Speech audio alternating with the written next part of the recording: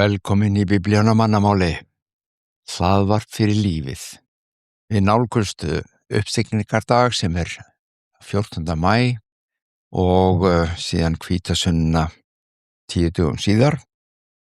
En mér langar við fjöllum aðeins að upprusuna og nánar hvaða áhrif þetta hafði. Vorum að tala frumkirkjuna daginn og kringumstæðurnar og ástandi í rómverska heimsveldinu þegar kirkjan verður til og byrja sitt starf hér á jörð og þetta er gríðarlega mikilvægt að átta sig á inn í hvaða kringumstæður voru að koma og hvað boðuðu. Hvaða áhrif hefur það ekki haft að hópur fólks byrjar að boða upprisuna og ekki bara það heldur það að þeirra Messías, þeirra kennari, þeirra leiðtogi hafi dáið og risið upp. Þetta var og þetta miklu musla og hjá mörgum og sérstaklega hjá yfirvöldum.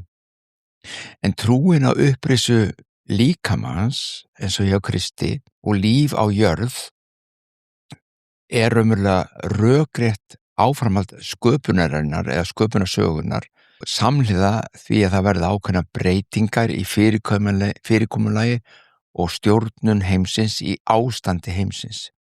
Hvernig við hugsum náttúruna, hvernig við lifum á jörðinni og hvernig við önnumst hvert annað, það skiptir miklu máli. Kristin kenning ólík allri annarri trúarhugmyndafræði og mun öflugri raun og veru en allt annað þegar kemur að sköpuninni sjálfri í heild. Frumkirkjan, við tölum frumkirkjuna, þessa kirkju, þetta samfélag trúara og samfélag fólks Jesú fyrstu 200-300 árin eða svo. Frumkirkjan, fyrsta kirkjan stóð hnarreist fram fyrir rómverska keisaranum og öðrum yfirvöldum undir stöðugum ásökunum uppreist gegn valdhöfunum. Það var ástæða ofsóknarinnar á hendur þeim. Yfirvöldunum, rómverska heimsveldinu og öðrum, þeim stóð engin stuggur af ykkur hópa fólki sem að sagðist bara vera að fara til himna og var bara að bíða eftir því. Það var engin ógn af þeim. En ef þú varst með hópa fólki sem trúði á upprisu dauðra og fylgdi sér nýjan konung sem þau sögðu að væri eini sanni og réttmæti konungur jarðarinnar. Þið getið rétt ímyndað ykkur hvernig keisarinn leið með það og þetta, svona hóp þurfti að kveða í kútinn, svona uppreisnar neista þurfti að kveða niður og slökkva. Þess vegna, það ein af ástæðunum fyrir því að frumkirkjan var fyrir svona miklum ofsóknum og þau voru tekin og deytt og pínt hægri vinstri eins og við segjum. Þau trúðu þessu. Þau trúðu að konungurinn, hinn réttmæti konungur jarðar, heimins og jarðar, var í Jesús Kristur. Og þau boðuðu komas, þau boðuðu að hann hefði risið frá dauðum. Rómverjarnir deyttu hann, en hann lifnar bara við. Þetta var ógn.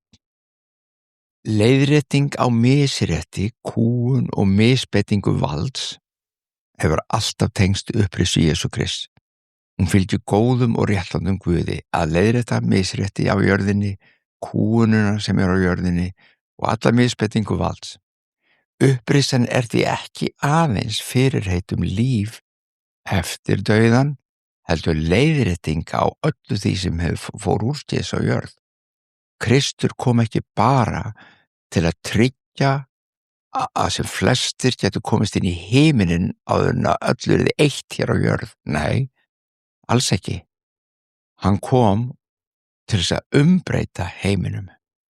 Upprisa hans var sem sagt ekki bara lofur fyrir þig og mig eilíft líf eftir dauðan, heldur leiðrétting, eins og ég segi, á öllu. Mannssonurinn kominn til að leita að hinu týnda og frelsa það, sagði Jesús í Lúkasar Guðspjalli 19:10. Jesús kom ekki aðeins til að frelsa fólk, þó svo vissulega hann gerði það og það það sem augasteinninn hans, mannfólkið hans. Þegar framhald þessar orða hans í Lúkasar Guðspjalli hins vegar skoðuð, þá er greinilegt að hann er að tala jörðina og allt því jarðneska. Mannssonurinn kom því ekki einungis til þess að bjarga fólki af jörðinni, heldur til þess að umbreyta jörðinni. Hann ætlar að endurreisa Guðs ríki á jörð, ríki réttlætisins. Heimskerfin, sem við köllum heimskerfin, sem eru undirliggjandi þættir og stjórnun og ástand í heiminum sem heldur þessu gangandi og illskunni þar með líka, mun líða undir lok. Og þegar eitthvað er að líða undir lok sem að hinn heimslugu yfirvöld, valdhafar, hafa á sínum snærum og sínum höndum, þá er það ógn. Og það ógnaði rómverska heimsveldinu. Þeir voru ekki sáttir, þeir vildu kveðið til kútinn og stöðva þetta. Oscar Wilde, sá frægi rithöfundur, hann skrifaði leikritið Salome og þar kemur hann inn á þessi viðbrögð valdhafans á rómverska heimsveldinu við komu Guðs ríkis á jörð. Það segir meðal annars frá Heródesi konungi og það berst Heródesi til eyrna að Jesús nokkur frá Nasaret sé að reisa fólk frá dauðum og Heródesi er ógnað. Nú ætla ég að lesa beint úr leikritinu. Ég vil ekki að hann geri þetta, segir Heródes. Ég banna honum að gera þetta. Ég leyfi ekki að nokkur maður reisi hina dauðu. Það verður að finna hennar mann og segja honum að ég banna honum að reisa fólk frá dauðum. Hvar er þessi maður? Segir Heródes í skipandi tón. Hann er allstaðar, herra minn, segir hirðmaðurinn, en það er mjög erfitt að finna hann. Það kemur óskavald með smá hæðni inn í hlutinu og það er gott. En þetta er nákvæmlega það, ég bara banna, ég vil þetta ekki. Ég banna honum að reisa fólk frá dauðum. Þetta er ógn. Hvað er í gangi? Og þetta er frumkirkjan, hún kemur inn með þennan boðskap og ekki bara þennan boðskap, heldur þá samfæringu og þann samfæringakraft af því að þau höfðu séð Jesús upprisinn. Hundruður saman höfðu séð hann upprisinn og það var þvílíkur samfæringakraftur og þvílík umbreyting sem átti sér stað í hjörtum þeirra að það var ekkert sem stoppaði þau, en yfirvöldum var ekki skemmt. Upprisa Krists sem sagt setur ekki aðeins tóninn fyrir framhaldslíf mannfólksins. Hún í raun snýst ekki nema að litlu leyti líf eftir dauðan. Vissulega gerir hún það, en samt ekki nema bara litlu leyti. Hún snýst miklu fremur breytingu alheimsins. Það er ekkert annað. Það er upprisuboðskapur Krists. Það er það sem hann kom til að gera. Hann kom til að breyta alheiminum. Frumkirkjan sá þessa upprisu í ljósi heildarfrásögunar, þar að segja með sköpunina, sögu Ísraels, lækningarinnar og lausnarinnar sem að Jesús kemur með og Guð gaf í Messíasi. Og líf og starf Jesú benti alveg ótvírætt til þess að hann væri Messías, sá sem hafði verið lofað. Því að með því að reisa Jesú frá dauðum þá staðfesti Guð hann sem Messías. Og ekki bara sem Messías Ísraelsmanna, heldur en eina sanna konung og stjórnanda heimsins. Þetta er boðskapur upprisunar. Upprisan er því áframhald alls. Hlustaðu vel. Upprisan er áframhald alls á himni og á jörðu, en allt í breyttu ástandi. Allt í breyttu ástandi. Jú, það er líf í himnaríkinu sem segjum í hinni vittinni eftir dauðan hjá okkur hér. En Guð kom ekki bara til að breyta því og gera það mögulegt, svo vissulega gerði hann það, vissulega. Og við möttum að fara góðan daginn mjög djúpt í það, hvernig það virkar, eða eins vel eins og við getum séð að það virkar út frá Guðs orði. En hann kom til að gera meira. Nú er sáðkort Guðs ríkisins komið á jörð. Þetta þýðir það að kirkjan hefur verk að vinna, svo ég hef nefnt áður. Að fylgja í fótspor Jesú, halda á verkinu áfram, er ekki lítil vinna, en það er hlutverkið. Smátt og smátt mun fagnaðarerindið ríki hans breiðast út alla jörð og lokum mun Guð gera alla hluti nýja. upprisa dauðra aðeins eitt af því sem hann gerir nýtt. Það eru margir sem er erfitt með að sjá þetta fyrir sér og ég vil trúa því og auðvitað fjöldi sem trúir því bara hreinlega alls ekki og þau hefur enga trú á lífi eftir dauðan og þetta muni bara, þá sé bara allt búið. En ef við lítum á frásögur þeirra sem að hafa dáið og komið aftur, þá hafa þau aðra sögu að segja og Biblían hefur svo sannarlega aðra sögu að segja og þetta vísindin nú til dags, inn í nýju vísindi skammtafræðinnar, virðast meira sé að staðfesta að einhvað sé eftir dauðan sem er líf, ekki bara tilvistin búin og allt búið. Nei, það er eitthvað annað í gangi, miklu, miklu meira og elsku vinur, þú og ég, við erum að reyna að stignast inn í þessa hluti. Við erum að reyna að forvitnast þetta, skoða og sjá, lesa og læra þessa hluti sem að Guð hefur gefið okkur fyrirrit sem er svo stórkostleg að við getum ekkert bara sleppt þeim, við getum ekkert bara látið þetta lönd og leið. Við hugluðum, við hugsum, við skoðum, við lesum leitið og þér munu finna. Leitið og þér munu finna. Knýið á og fyrir ykkur mun upplokið verða. Þetta er það sem við erum. Við erum komin á þennan stað að við erum að knýja á, við erum að leita. Þetta er svo mikilvægt að átta sig á. Tilgangurinn með upprisunni var ekki bara að bjarga mannkyninu frá dauða og gefa þeim eilíft líf, þó það sé vissulega stór hluti í því, heldur umbreyting alheimsins og þar með jarðarinnar. Málið er nefnilega einfalt. Ef Kristur reis ekki frá dauðum, þá er engin kristin trú. Sjáu þegar Jesús rís frá dauðum, munum við rættum þetta kringum páskana. Líkami hans reisu upp, en það var dýrðarlíkami.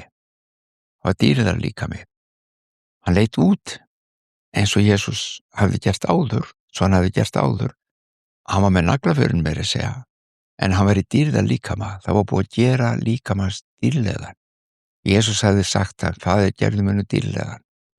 Þá var hann að taka ekki bara innri manni sinn andan heldur líkamann líka og hefja hann upp til dýrðar, þar að segja í guðlegar nærveru og með guðleg einkenni að því leiturinn til hann gat farið út og inn úr vítinni, hann gat gengið gegnum dyr og svo framvegis. Þetta er ótrúlega spennandi. Jesús fékk sem sagt framhaldslíf í algjörlega breyttu ástandi frá því sem áður var og þetta lofur er fyrir þig og mig líka, fyrir allt mannkynið. Þetta er lofur hans fyrir okkur. Það sem hann gerði fyrir Jesú þarna hefur hann ákveðið að gera fyrir okkur öll. Ég nefndi það áðan að við varum umkunarverð ef þetta væri ekki satt. Þá er þetta bara eitthvað svona zombie skáldskapur og ekkert að marka þetta og eitthvað svona Michael Jackson tónlist og draugagangur og upprisa og gröfunum. Nei, þetta er allt annað. Þetta er miklu meira.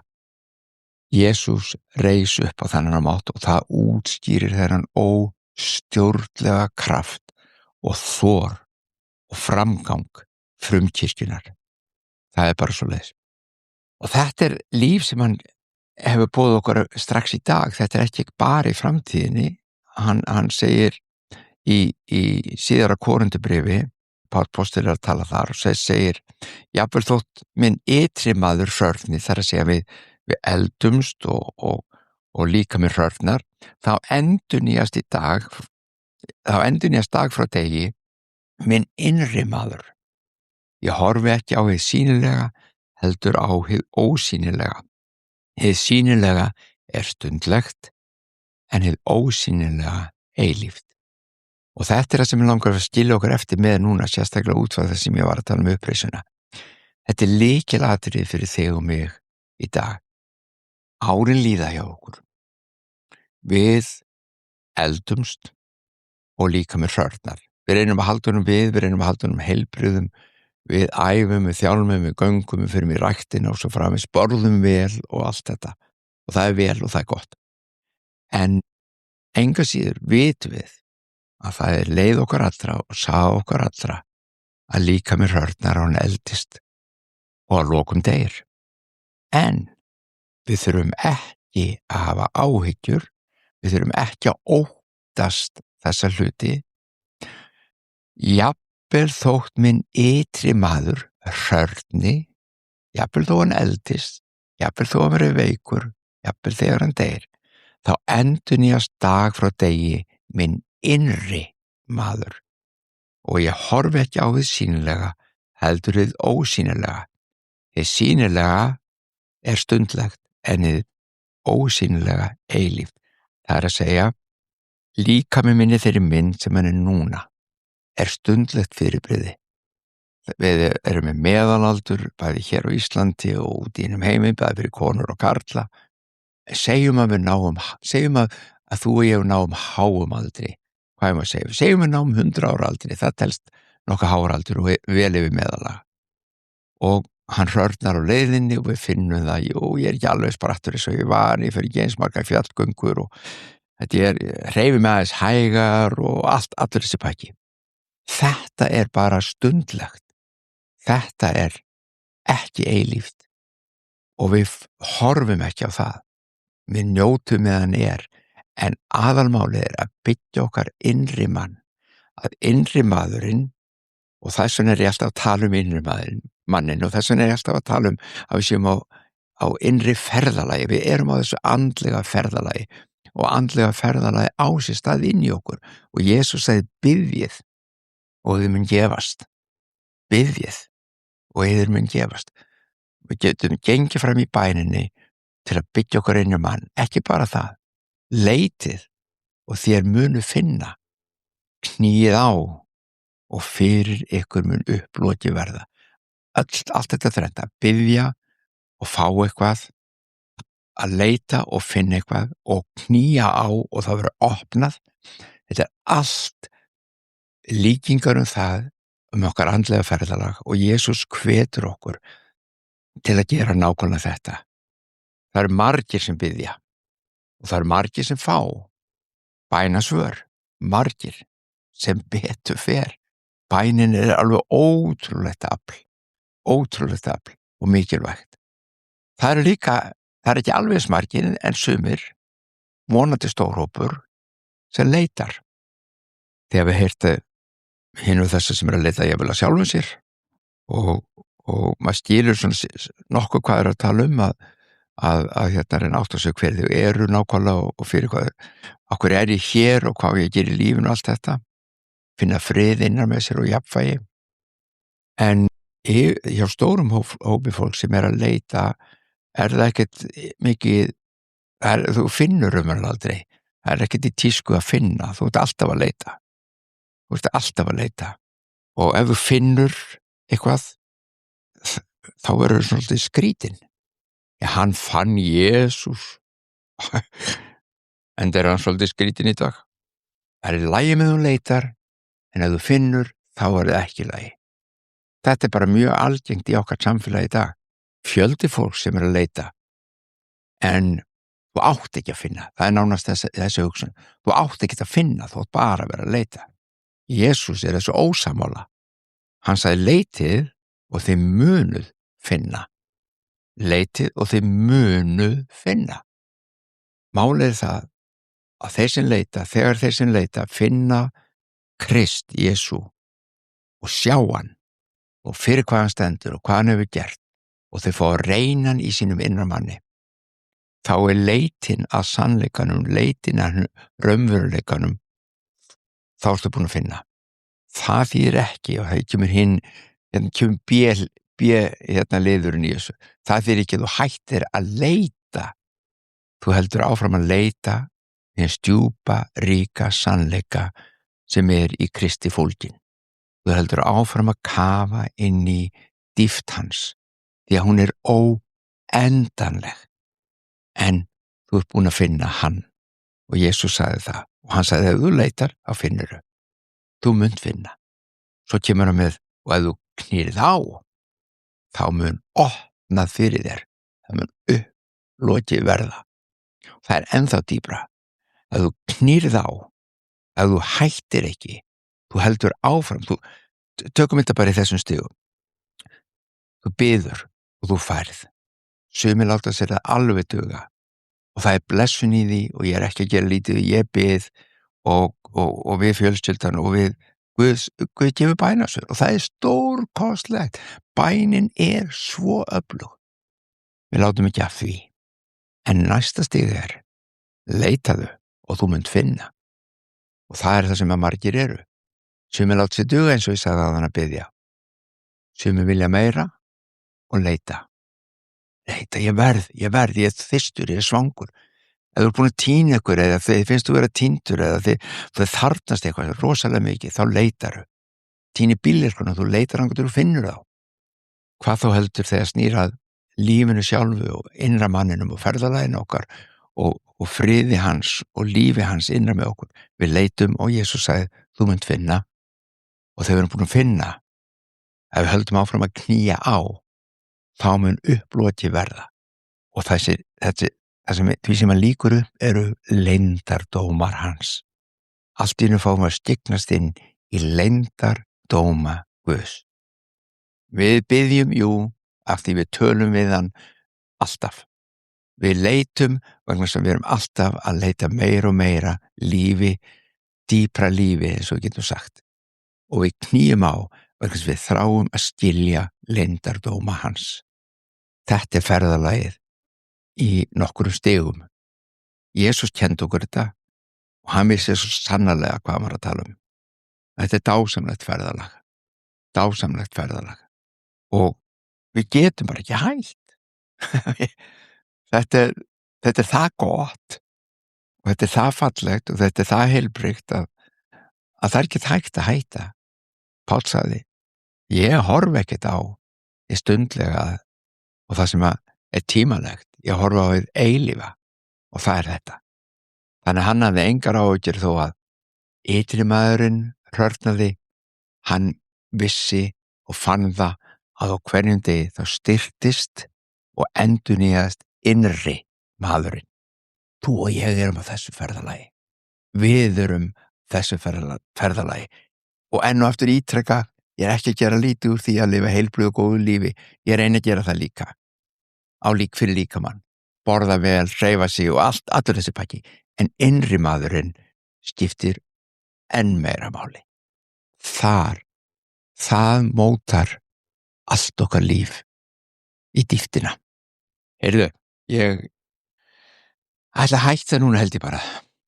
Við höldum áfram í næsta þætti og við nálgumst eins og ég sagði uppstigningardag og hvítasununa þar sem við munum fjalla þá viðburði á sérstakan hátt. Guð bless ykkur elsku vinur, við ætlum að biðja saman allir þeir sem vilja og geta. Faðir vor, þú sem ert á himnum, helgist þitt nafn, tilkomi þitt ríki, verði þinn vilji svo á jörðu sem á himni. Gef oss í dag vort daglegt brauð og fyrirgef oss vorar skuldir, svo sem við og fyrirgefum vorum skuldunautum. Ei leið þú oss í freistni, heldur frelsa oss frá illu, því að þitt er ríkið, mátturinn og dýrðin að eilífu. Amen.